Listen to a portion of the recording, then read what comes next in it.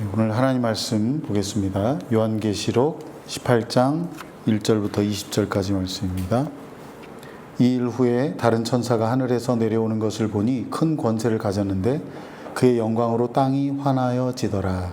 힘찬 음성으로 외쳐 이르되 무너졌도다 무너졌도다 큰 성 바벨론이여 이스라엘 처소와 각종 더러운 영이 모이는 곳과 각종 더럽고 가증한 새들이 모이는 곳이 되었도다.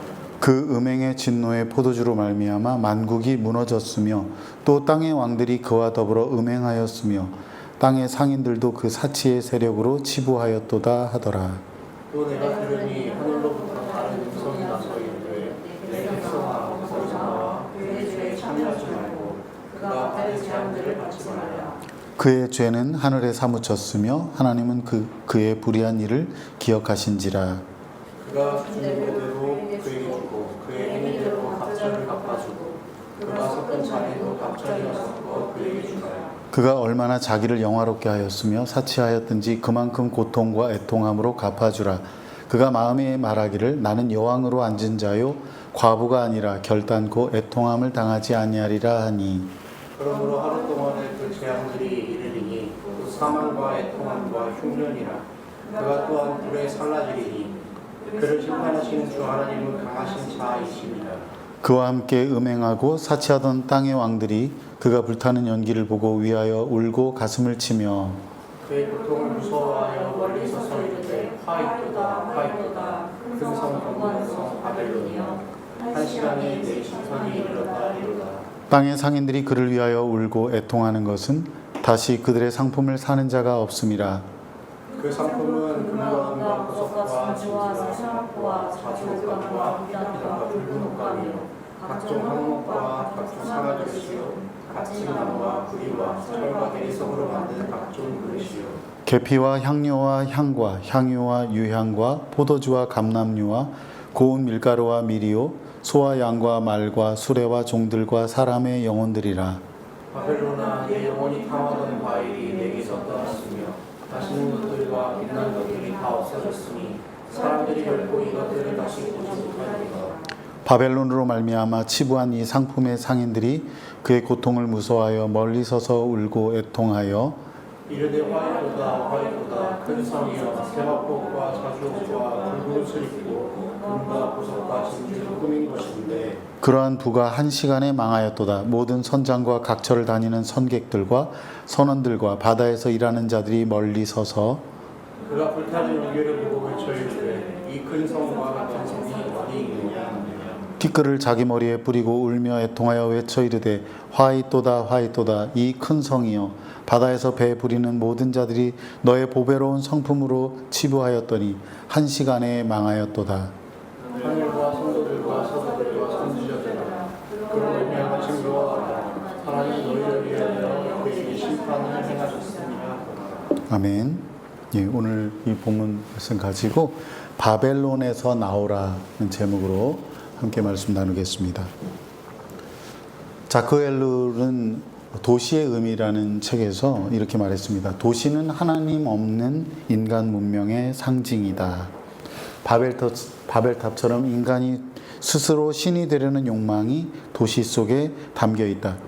도시는 인간의 기술, 정치, 경제, 종교가 결집된 공간으로 이 모든 것이 하나님 없이 인간 중심으로 이루어질 때 우상이 된다. 도시가 처음 건설된 것은 가인이 자기 동생을 죽이고 이제 이곳저곳 땅을 유리방황하다가 자기 이름을 따서 성을 짓고 에녹성이라고 이름을 짓고 거기서부터 이제 도시가 시작이 되었는데요. 인간의 도시는 하나님이 없는 것이고 인간이 스스로 하나님이 되려는 것이고 모든 욕망과 그런 것들이 담겨 있는 그런 곳입니다. 오늘 우리가 도시가 상징하는 이 바벨론의 실체와 결말에 대하여 그리고 바벨론에 살고 있는 우리 그리스도인이 어떻게 살아야 하는가에 대하여 함께 나누려고 합니다. 첫째는 바벨론의 실체입니다. 요한계시록 17장에 보면은 요한이 성령에 이끌려 광야로 갔습니다. 거기서 그는 한 여자가 짐승을 타고 있는 걸 보았습니다. 붉은 빛을 띠고 있는 짐승의 몸에는 하나님을 모독하는 이름들이 가득했습니다. 짐승을 타고 있는 그 여자는 음녀인데 바벨론이었습니다. 큰 음녀는 제국의 통치 아래서 협력하고 그 경제 시스템에서 함께 이익을 취했던 통치자들을 끌어들여 함께 음행을 저질렀습니다. 통치자들뿐만 아니라 땅에 사는 모든 자들이 함께 음녀의 불의한 경제 시스템에서 함께 이익을 챙겼습니다. 음녀는 아주 화려한 옷과 사치스러운 보석으로 치장한 모습이었습니다. 그 비용은 착취를 통해 얻은 것이었습니다. 음녀는 땅의 왕들과 백성들을 음행의 포도주에 취하게 했습니다. 그리고 붉은 짐승을 타고 막강한 힘을 휘두르며 하나님을 모독하고 성도들을 핍박했습니다. 야심과 욕망이 가득한 이들이 음녀의 거대함과 화려함에 매료되어 맹신하고 추종했습니다. 음녀는 거대한 군사력과 경제력으로 열방을 지배하며 후견 관계를 맺었습니다. 그녀가 약속한 번영과 안정은 한번 맛을 들이면 거부할 수 없는 유혹이 되어서 점점 더 의존하게 만들었습니다. 여기 요한계시록 17장에 나오는 음녀는 바벨론을 상징합니다. 바벨론은 오늘날 우리가 살아가는 세속 문명을 말합니다. 우리는 바벨론에 사는 동안 더불어 함께 살기보다는 경쟁에서 이겨야 한다는 삶의 방식을 배우지요. 사람들은 더 열심히 공부하고 노력해서 타인과의 경쟁을 이겨내어 더 좋은 것을 취해야 한다고 생각합니다. 그래서 어렸을 때부터 영어 유치원을 다니고 좋은 스펙을 가지려 하고 좋은 직장을 가지려 하지요. 바벨론에서 돈은 가장 중요한 가치를 갖고 있습니다. 자산이 얼마가 많은지, 연봉이 얼마나 되는지가 그 사람의 중요한 평가 기준이 되었습니다. 수입이 적은 일은 무가치한 일이고 수입이 많은 일은 가치 있는 일이 되었습니다. 이것이 바벨론의 속성입니다. 바벨론에서는 의미 있는 삶을 살기보다는 욕구와 욕망이 이끄는 삶을 살아갑니다. 그것은 소비 문화로 이어져서 사람들은 지금 자기가 가진 것에 만족하기보다는 더 맛있는 것, 더 예쁜 것, 더 편리한 것을 소비합니다. 결국은 그러한 것들은 자기 과시를 하게 되고 자기 숭배는 끝을 알 수 없는 향락과 사치로 이어집니다. 이것이 바벨론입니다. 더 큰 문제는 이 바벨론의 사치와 화려함을 지탱하고 유지하는 것이 커다란 착취에 있다고 하는 겁니다. 어쩔 수 없는 상황 때문에 감당하기 힘든 대출을 받은 사람들은 빚에 허덕여서 평생을 노예처럼 살게 되지만 그 한편에서는 그 이자를 받아서 풍요를 누리는 사람들이 살고 있습니다. 지나친 노동시간이나 위험으로 인해서 적지 않은 노동자들이 산재와 사망서를 당하고 있습니다. 우리나라도 매년 2,000명이 그렇게 일을 하다가 죽어간다고 합니다. 그런데 한편에서는 불로소득으로 엄청난 이익을 거두는 자들이 살고 있습니다. 이것이 음녀 바벨론으로 상징되는 우리가 살고 있는 이 도시 문명의 실체입니다. 하지만 지금 우리가 살고 있는 이 바벨론의 실체는 우리 믿는 자들과의 관계 속에서 더 두드러집니다. 우리 다 같이 요한계시록 17장 6절 말씀 읽겠습니다. 또 내가 보매 이 여자가 성도들의 피와 예수의 증인들의 피에 취한지라 내가 그 여자를 보고 놀랍게 여기고 크게 놀랍게 여기니. 바벨론은 성도들의 피와 예수의 증인들의 피에 취해 있습니다. 바벨론은 하나님의 백성에게 폭력을 행사합니다. 심지어 죽이는 일도 서슴지 않습니다. 왜 그럴까요? 그들이 바벨론의 방식을 따르지 않기 때문입니다. 사랑하는 여러분, 바벨론을 살고 있는 여러분은 혹시 음녀가 주는 달콤한 포도주에 취해 있는 것은 아닙니까? 그가 약속하는 번영과 안정에 혹하여서 적당히 믿음을 저버리고 타협하고 살고 있는 것은 아닙니까? 바벨론은 하나님 없이 자기 스스로 하나님이 되고자 하는 자들의 도시입니다. 욕구와 욕망으로 삶을 살아가는 자들이 향락과 사치로 살아가는 자들입니다. 그들의 눈에는 하나님도 없고 사람도 없기에 착취가 만연한 도시입니다. 더구나 하나님의 백성들의 피를 흘리게 하는 도시입니다. 우리가 이러한 바벨론에 살아가고 있다는 사실을 먼저 기억할 필요가 있습니다. 둘째는 바벨론의 결말입니다. 바벨론은 그 화려한 영광이 영원토록 계속될 것처럼 보입니다. 이 세상은 너무나 화려하고 과학 문명과 기술이 발달해서 영원토록 지속될 것처럼 보입니다. 하지만 주님이 다시 오실 때 이 모든 세상 통치자들의 권세는 끝장날 것입니다. 그들은 짐승과 함께 어린 양과 싸우지만 결국 패하게 될 것입니다.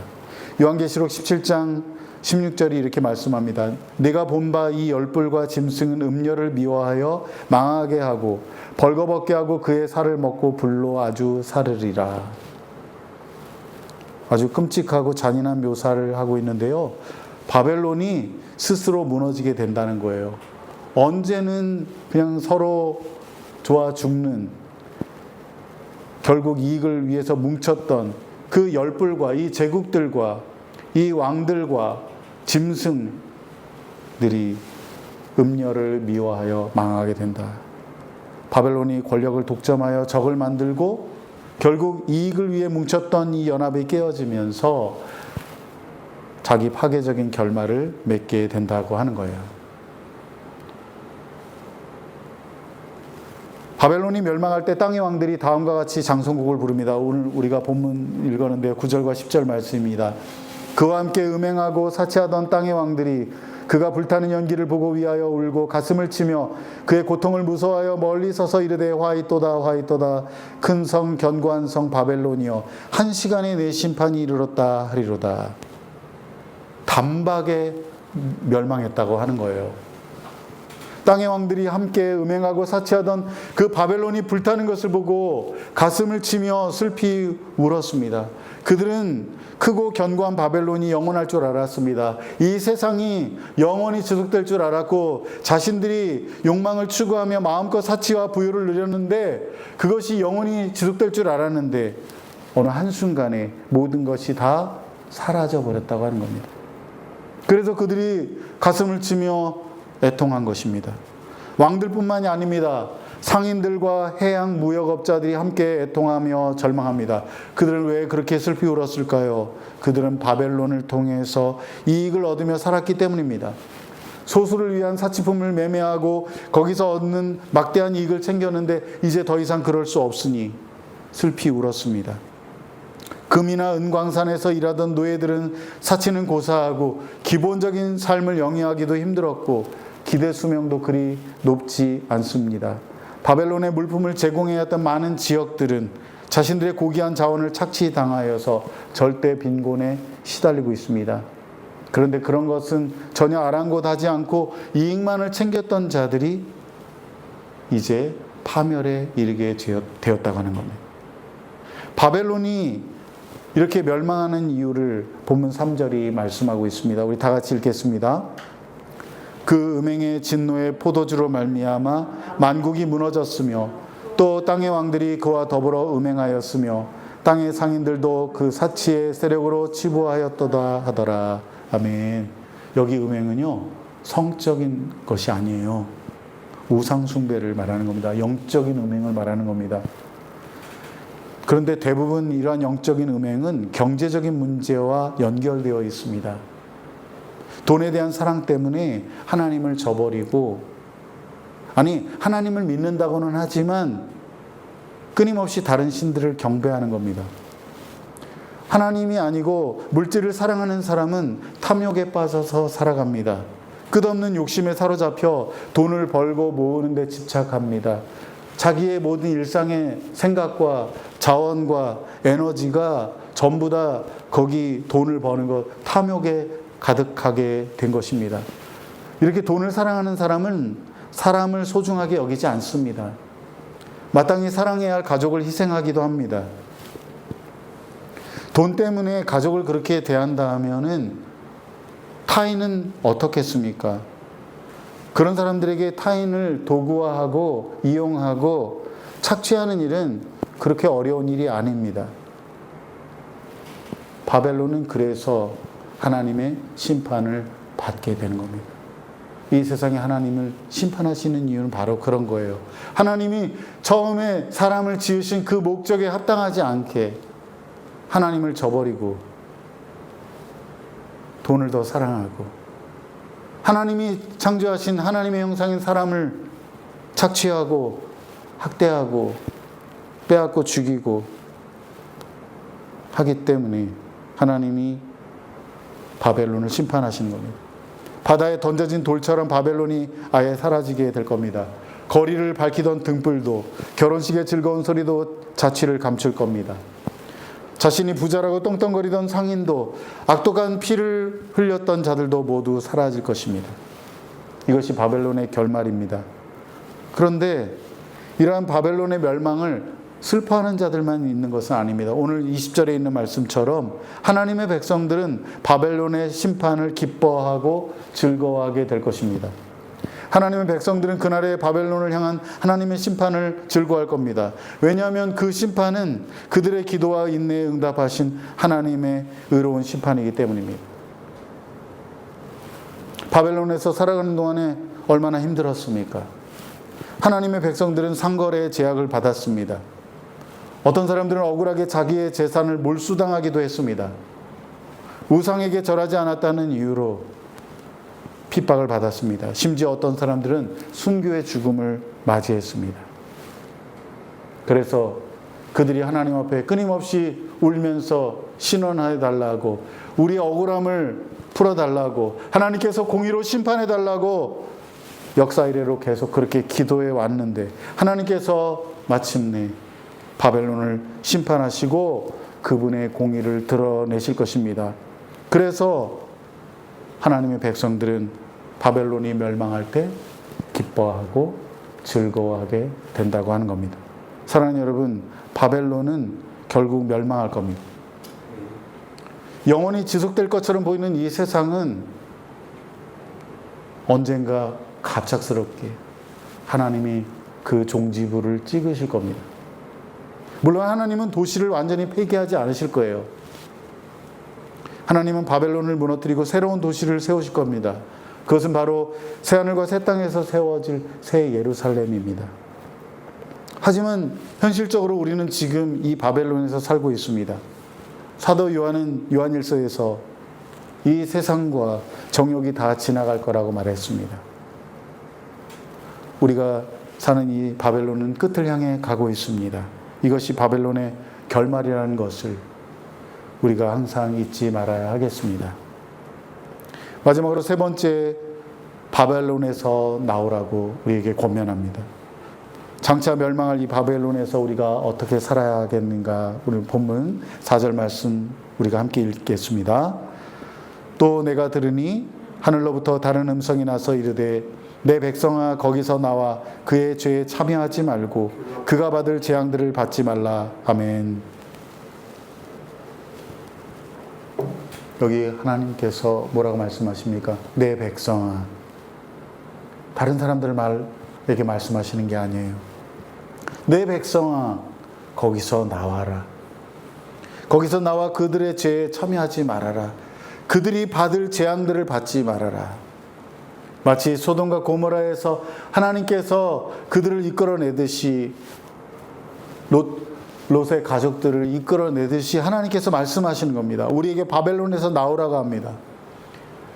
이것은 물리적으로, 지리적으로 이 세상을 우리가 등지고 살라는 말씀이 아닙니다. 어떻게 우리가 이 세상 밖으로 나가 살겠습니까?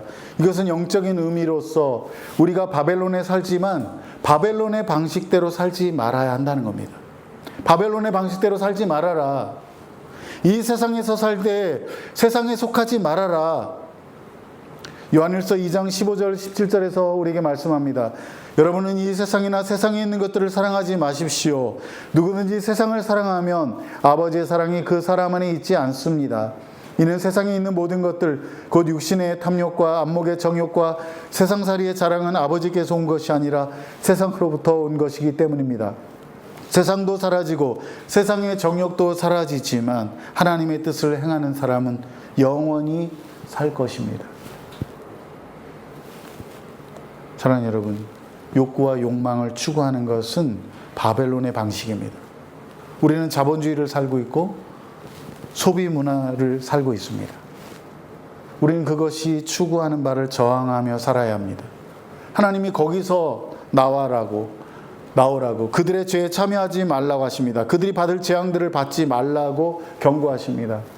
우리는 다른 사람들이 다 그렇게 산다고 해서 거기에 맹목적으로 따라 살아서는 안 됩니다. 다수가 선택한 길이 항상 옳은 것이 아닙니다. 오히려 생명으로 이끄는 길이 좁고 걸어가기에 불편하다는 것을 잊지 말아야 하겠습니다. 제가 여기까지만 말한다면 우리는 자칫 믿는 자들이 도시 안에 은둔 자들이 될 수 있습니다. 세상적이라고 딱지가 붙어 있는 것은 뭐든지 피하면 된다고 그렇게 소극적인 삶의 방식을 택할 수 있습니다. 그런 것을 말하는 게 아닙니다. 우리는 요한계시록 11장에 나오는 두 증인처럼 사람들이 우리를 볼 수 있는 방식으로 살아야 합니다. 이 바벨론에서 우리는 하나님 나라의 방식으로 살아가는 대안적인 공동체가 되어야 합니다. 우리 믿는 자들은 바벨론에서 전혀 다른 삶을 살아야 합니다. 이것은 우리는 너희와 다르다는 식의 어떤 구호가 아니에요. 세상에서 전혀 다른 가치관으로 살아야 합니다. 자기들이 스스로 나는 너희들 세상과 다르다고 살고 있지만 그렇게 생각하는 사람들도 있지만 그곳 안에는 세상이 들어와 있는 경우도 많습니다. 소비사회를 향해서 우리는 어떻게 살아야 합니까? 더 좋은 것, 더 사치스러운 것이 아니라 가장 기본적인 필요만을 채우고 어려운 사람들과 함께 나누면서 살아야 합니다. 그것이 이 바벨론에 저항하는 방식입니다. 돈이 제일이라고 여기는 사람들에게 우리는 돈이 우리의 우선순위가 아님을 보여주어야 합니다. 사람이 먼저다, 하나님이 먼저다 하는 것을 우리의 자발적이고 희생적인 선택을 통해서 보여주어야 합니다. 또한 일에 대한 태도에 있어서도 우리는 바벨론에 속한 사람들과 달라야 합니다. 바벨론에서 살 때 바벨론에 속하지 않으려면, 세상에 속하지 않으려면 우리 믿는 자들은 일할 때 그냥 단순히 돈을 벌기 위한 수단이나 자아를 실현하는 도구가 되어서는 안 됩니다. 일은, 성경에서 말하는 일은 하나님과 이웃을 섬기기 위한 것입니다. 돈을 벌기 위한 수단으로 여기면 사람을 도구화하고 자아를 실현하는 수단으로 여기면 자아도취나 혹은 열등감에 사로잡히게 됩니다. 우리가 어떤 서비스를 하거나 물건을 만드는 일을 할 때 설령 많은 돈을 벌지는 못한다 할지라도 하나님과 사람을 섬긴다는 마음으로 일한다면 우리는 이 세상에 살 때 세상에 속하지 않는 삶을 살아가는 것입니다. 만약 여러분들이 일을 하면서 내가 돈을 벌기 위해서 아니면 내 자아 실현을 위해서 그렇게 일한다고 생각하면 바벨론의 방식대로 살아가고 있는 겁니다. 사랑하는 여러분, 바벨론은 하나님 없이 자기가 스스로 하나님으로 살고자 하는 자들의 도시입니다. 욕구와 욕망으로 삶을 살아가는 자들이 향락과 사치로 살아가는 도시입니다. 하나님도 없고 사람도 없으니 사람들을 함부로 착취하는 그런 곳입니다. 또한 하나님의 백성들의 피를 흘리게 하는 도시입니다. 바벨론은 언젠가 그 결말을 맞이할 겁니다. 하나님께서 그들 가운데 만연한 죄와 우상 숭배를 공의로 심판하실 때 많은 사람들이 장성국을 부르며 애통할 것입니다. 거기서 음행과 사치를 누리며 살았던 사람들, 거기를 통해 이익을 얻으며 살았던 사람들은 모두 재앙을 맞게 될 것입니다. 하지만 하나님의 백성들은 그날에 기뻐하고 즐거워할 것입니다. 하나님께서 공의를 드러내셨기 때문입니다. 말씀을 냈습니다. 하나님께서 우리에게 바벨론에서 나오라고 하십니다. 그들의 죄에 참여하지 말고 그들이 받을 재앙을 너희들이 받지 말라고 하십니다. 우리 모두 전혀 다른 삶을 살아가기를 바랍니다. 바벨론의 방식이 아니라 하나님 나라의 방식으로 살아가기를 바랍니다. 그래서 우리 모두가 하나님이 예비하신 새하늘과 새 땅에서 영원한 생명 가운데 살아가기를 주님의 이름으로 축복합니다. 기도하겠습니다.